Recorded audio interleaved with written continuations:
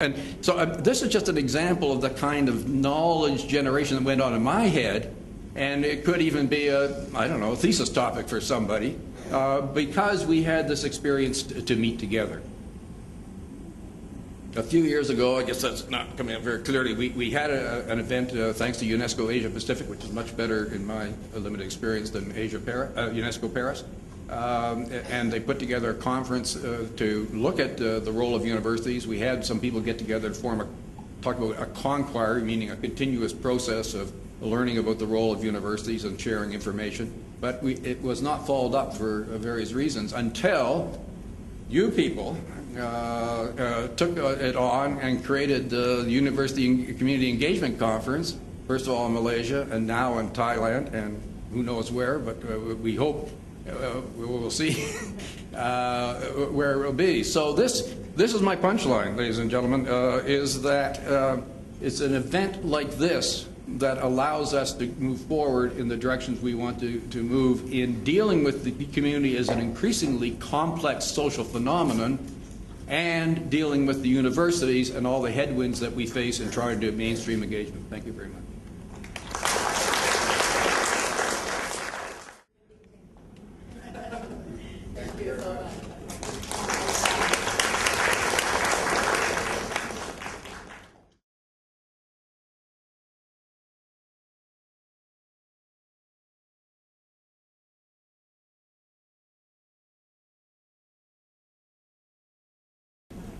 Good morning, colleagues. I believe the MC invited the other panelists too to come on stage. Yes. Yeah. So could we have Dr. Ismail, Dr. Katil, Michael Katil, yes, Dr. Perry, and Dr. Henry Rosario.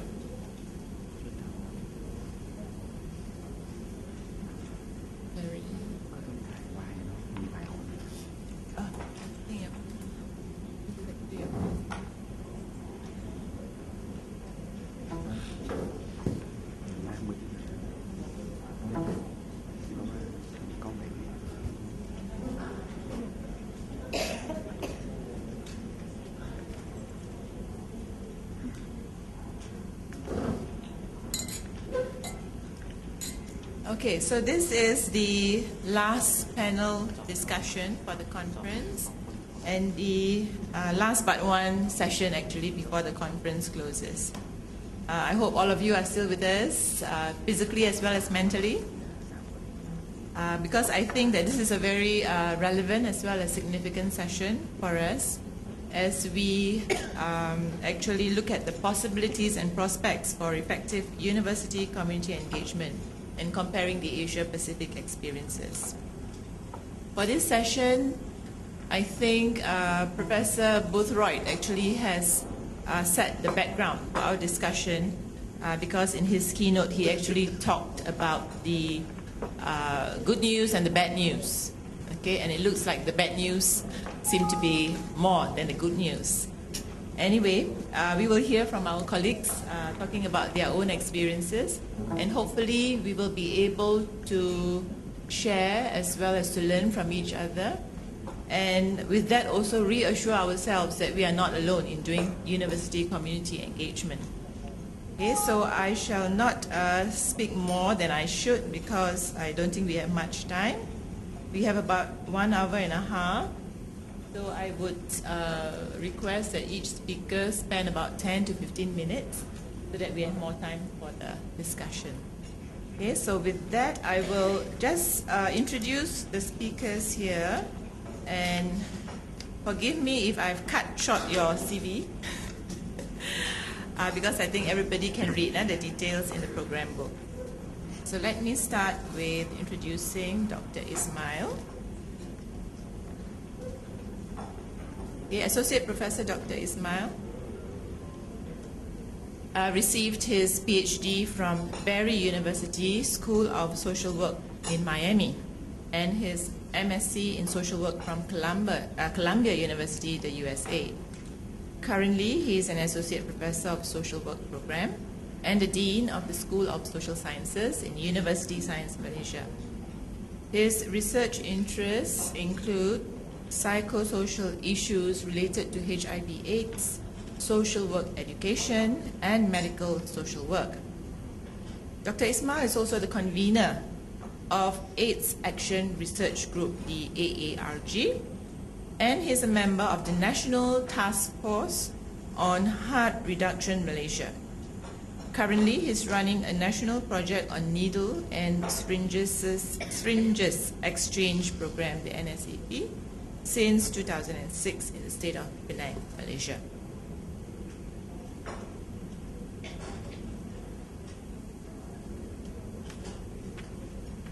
The next panelist that I shall introduce is Dr. Michael Cathale, who is the director of the Boiler House Community Engagement Centre at the University of Queensland. The centre has developed a national and international reputation as a leading university community engagement centre and has established strong local and overseas networks relating to its key areas of research focus, which include community capacity building, social sustainability, community engaged research, and social resilience.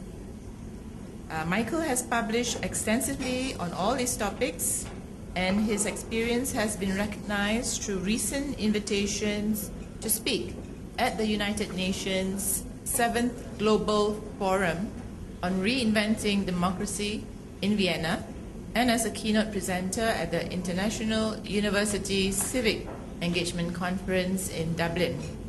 Michael is a passionate believer that universities have an important role to play in building just and sustainable communities.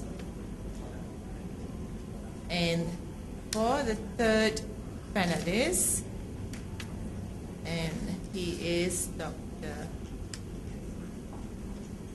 Ferry.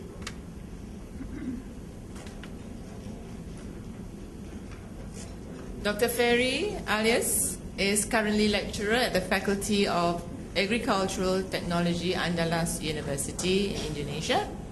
He received his bachelor's degree from the Department of Agricultural Technology, Faculty of Agriculture, Andalas University in Padang, Indonesia, and obtained his MS degrees from Chiang Mai University, Thailand. Okay, so you're an alumni. He completed his PhD degree in agricultural science in Padjadjaran University in Bandung, Indonesia. He has also been involved in many community service activities, particularly in the empowerment of farmers, improving human resources and the welfare of small farmers in West Sumatra. Since 2009, he has served as the chairman of the Executive Board for Student Service Learning in Andalas University. Dr. Ferry is also the chairman of Indonesia Farmers Union, West Sumatra Province, vice chairman of the Association of Engineers, West Sumatra Province, and vice chairman of the Indonesian Agricultural Engineering Associations. Dr. Ferry has written a book on student service learning and is currently working on 2 more books: The Role of Student Service Learning in Rural Community Development and Improving Student Soft Skills Through Service Learning. And last but not least, our 4th speaker, Associate Professor Dr. Henry Rosario, is Associate Professor of Social Work at Sacred Heart College in Tiruvalluvar University in India, where he has been working since 1988. He teaches subjects in the field of youth development, in addition to papers on social work practice with individuals, groups, life skills, and NGO management. He received his MSW degree from Madras University in India, which was then followed up with a diploma in social leadership in St. Xavier University, Philippines. And he received his PhD in social work from Madras University in 2002. His research interests are in the field of youth volunteer management, youth development programs, university community engagement, technical and livelihood education for the young, school dropout, and the functioning of teen clubs. He has undertaken evaluation studies for UNFPA New Delhi, University Grants Commission, Government of India, HIVOS International Netherlands, and for many organizations in India in the above-mentioned areas. He has also been a consultant to the state government of Karnataka, India, a few INGOs, and as many as 30 industries in conceptualizing, designing, and conducting human resource development programs for the youth and other personnel. Intensive university where I'm doing community engagement, which is probably not the best setting to be trying to do this sort of work, and I'm sure my university, which I believe has a similar rating to Peter's, is also trying to move forward another 10 or 20 places so we can be ticking ourselves off as a better university maybe. So I've been running the UQ Boiler House Community Engagement Centre for 7 years. My key research interests are in the social aspects of sustainable development, so social sustainability, similar to Peter, working around participatory development and participatory democracy, and taking that into local contexts and working mainly in my local and regional community with our research.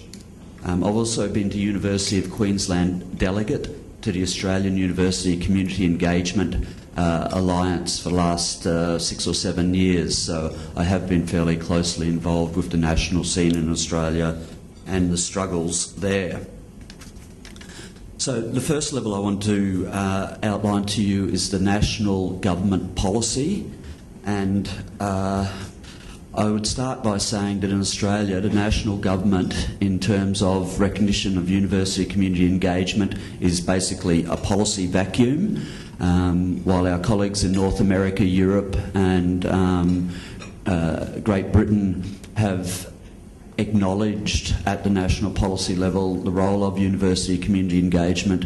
In Australia, this has been an ongoing issue for the time I've been involved, over 6 or 7 years, where we don't have any national policy direction or support, except in 2 areas. The first Peter mentioned, research commercialisation. The government is very keen for universities in Australia to work with industry around research commercialisation, whether that's in engineering, biomedical sciences, anywhere where there's money involved, basically, both for the government, for Australia and for the universities.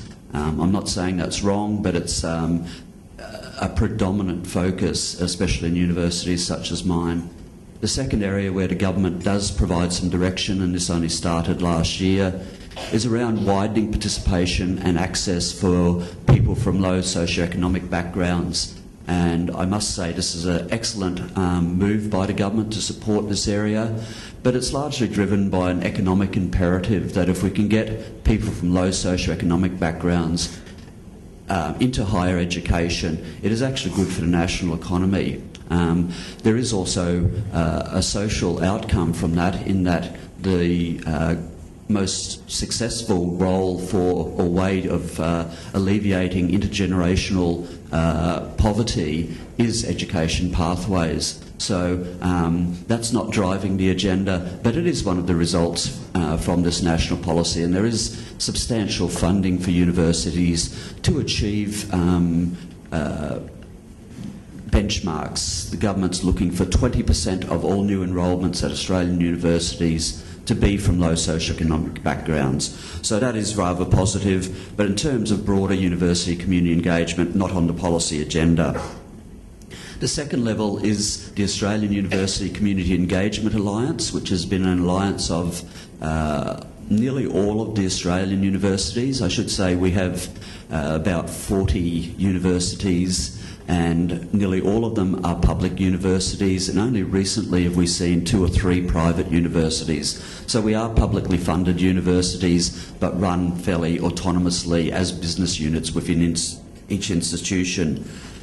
So the National Association is fairly representative of Australian universities. I think there's about 32 or 33 of the 40 universities.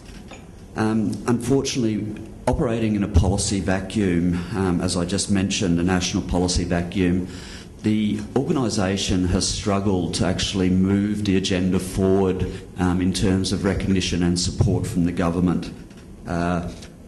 They have been very successful in running conferences over the last 7 years, national conferences, in setting up good networking amongst different universities and different people who are working in university community engagement. And they've also been very focused on setting benchmarking around university community engagement, though we don't yet have national benchmarking, and that could be a topic that could be of interest more broadly across other countries as well.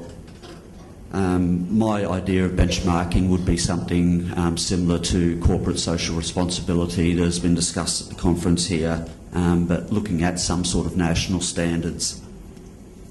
The third level is the institutional level. We have a hierarchy in Australia of universities, such as I said, my university is one of the 8 sandstone elite universities. We have regional universities, we have new innovative universities. So there's a difference. There's a definite hierarchy of different types of universities, and that's actually a real strength, I think, of the university system in Australia, that different universities are focusing on different areas. So there are some universities who are very strongly committed to university community engagement, but they do it on their own. They don't do it with national support. So we have different universities or different types of universities with different missions around university community engagement. Now, I was requested by my Vice-Chancellor about 3 or 4 years ago to audit engagement at our university and to provide him with policy directions.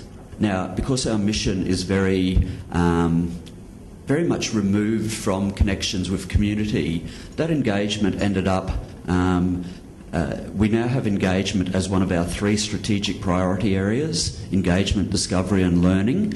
But the engagement is not what we've been talking about at this conference. The engagement is around research commercialisation, high-end arts, museum, cultural activities, alumni, connections with elite schools, connections with industry. So it is appropriate, that's our mission, and our engagement is connected to our mission, but the sort of work I do, as Peter said, is still in the bottom right-hand corner, a very small box of community engagement. I won't complain because my centre is very well supported by the university, but if I can give you an idea that each year with our annual report, they say, the UQ Boiler House, yes, we do engagement, we can tick that box. So it's very pragmatic from the university to say we are doing it, and that's our centre, and they're the ones doing it. But it is definitely not a priority within our mission. Now, the last level I want to talk about is the individual, the academic or the worker in the university who's involved in university community engagement, because this is where our strength lies. It's nearly like people in the university sector in Australia are doing this work despite the lack of support, either at the national policy or at times the institutional level. And this is our real strength. So while I've painted perhaps not a rosy picture at the other levels, this is where we are doing excellent work in Australia, and the national organisation, through the conferences and the network and the knowledge sharing, has been very successful in highlighting what is happening at that individual level. So I must say that's really positive, but those individuals, as I said, are not always recognised, nor are they necessarily well supported. So they're doing it despite all of the context that surround them, and it's sometimes a very challenging it's always a very challenging task for those people, but there's many people who are very committed to social justice, sustainability and working with communities and governments and industry to make or to help make a better life for those people and those communities. So in conclusion, in Australia, the old concept of community service, the newer concept of community engagement is quite weak at the policy and institutional levels overall. Those are some very good examples of individual universities.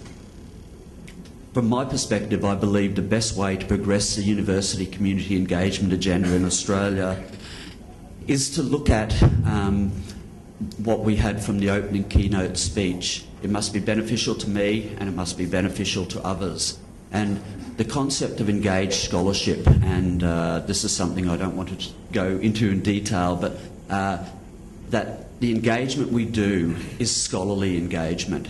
So that way it is good for the academic, the individual academic, because they're doing engaged scholarship, whether it be community-based participatory research or some sort of pedagogy around service learning, but they're doing it in a scholarly manner which produces funding and produces papers and contributes to the scholarly debate. It's good for the institution because they can tick off all of those boxes that the traditional academic has to tick off, and the institution gets accolades because it's getting more publications, more research dollars. But it's also good for the community because the engaged scholarship works with the community around their issues to help them have a better life, to help them solve their own problems, and to help them build opportunities and capacity for themselves. So I see the opportunities in Australia